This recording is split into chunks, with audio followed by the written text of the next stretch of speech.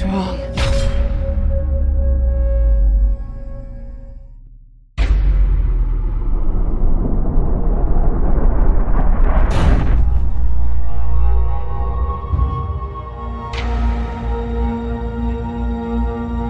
He's coming.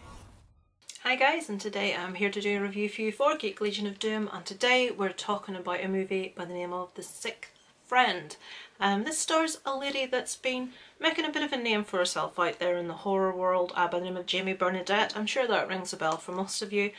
She has been in a lot of horror movies. She's actually due to come out with a new venture on the I Spit in Your Grave franchise called Déjà, so keep your eyes out for that.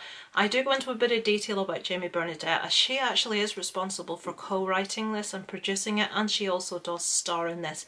It's a little bit girl power, this movie. We've got female leads, we've a female writer, director and producer, so that's all good as far as I'm concerned. So let's give you a little bit of detail as to who we've got in this. It's obviously called The Sixth Friend. We've got 6 main female leads, so I'll give you some details on those now just to start us off. So the movie stars, as I already said, Jamie Bernadette as Joey Taylor.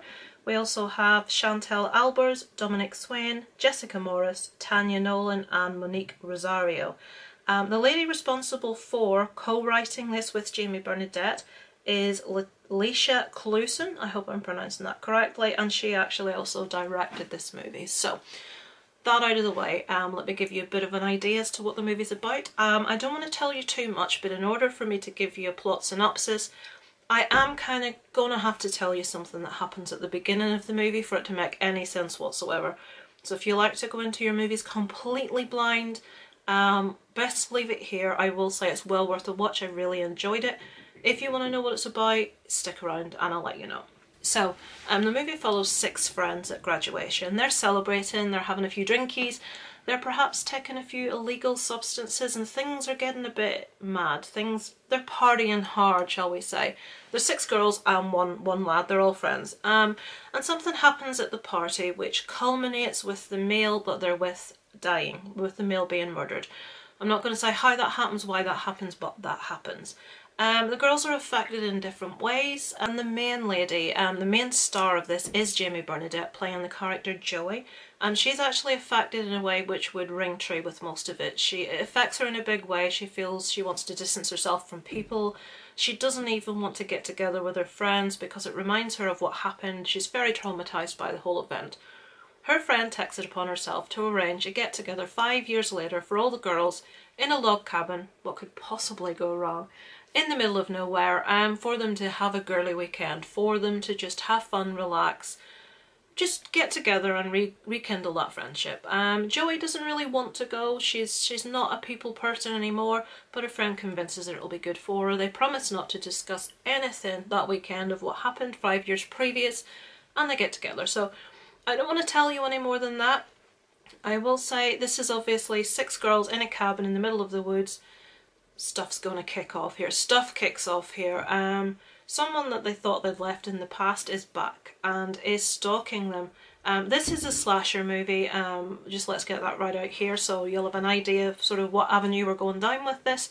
I am not the biggest slasher fan, but I do enjoy slashers when they're done well. I just think the horror market's very oversaturated with them, but when we get a novel concept or when it's done well, I do enjoy them, like the next horror fan. So, what did I think of this one?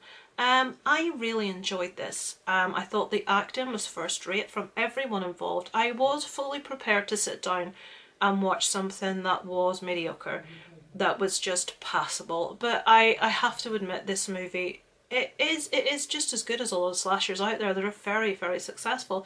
And I think a young lady, a young female actress that has actually responsible for co-writing this and producing this, I think it's an awesome thing to add to her CV of her achievements. It's fantastic.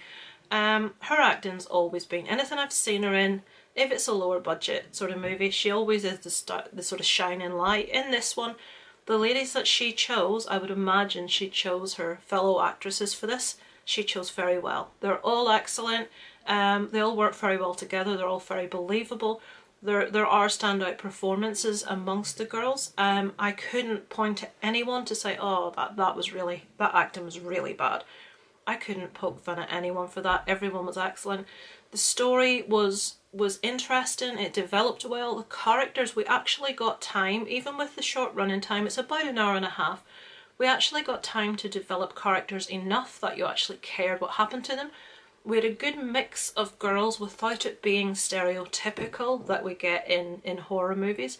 I do feel these reflected normal women quite well.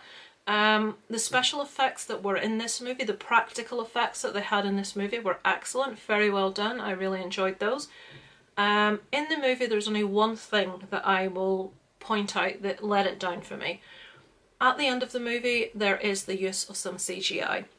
Quite limited use, I will admit, not very much use, but that tiny little use of CGI for me ruined the practical effects that had preceded it. The practical effects were very good, and for me very much less is more. If you need to venture into the world of CGI, you're going to lose something unless you're up there in the millions and millions of dollars that you can afford to spend, and even then sometimes it doesn't look altogether right. I think horror fans as a whole do seem to prefer practical effects. I know most definitely I do, and I do feel they were achieving a really good result using them in this movie, and it's just a shame that they felt the need to use that little bit of CGI that they did. But it didn't diminish from the movie. I thoroughly enjoyed it.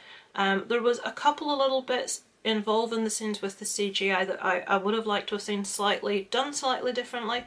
But I can't really complain, to be honest. I thought this was a pretty solid little slasher flick that I do feel friends of mine within the horror community will really enjoy. So it's a thumbs up from me. I would thoroughly recommend this to you. If I had to score this one out of 10, I would give it a good solid 7.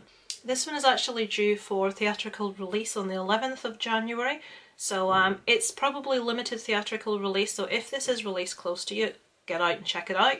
And if you have to wait on VOD, definitely still give it a go. It's well worth your time. It's well worth the watch. It's not one of those run-of-the-mill mediocre slashers. It is actually one of the modern slashers that is worth your time, and it is good to support up-and-coming young talent, and I feel Jamie Bernadette most definitely falls into that category. But does it sound like something you would enjoy? Well, let us know below in the comments, and I look forward to speaking to you next time.